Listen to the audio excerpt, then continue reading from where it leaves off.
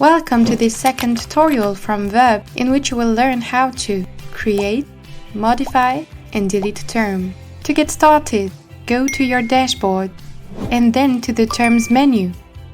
Click on Add New Term, enter it, then select the dictionary of your choice. You can create your own definition or create one from artificial intelligence. Then, you will have the possibility to add translations in the languages of your choice.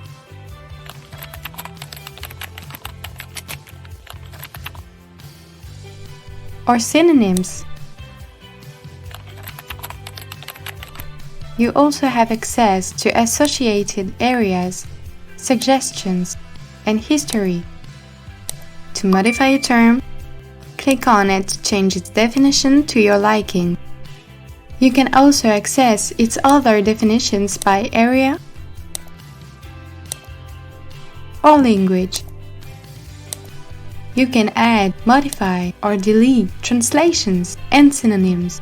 Finally, you can delete a term by clicking on this icon and confirming your choice, or from its settings by choosing to delete it alone, or with its translations, synonyms, and definitions.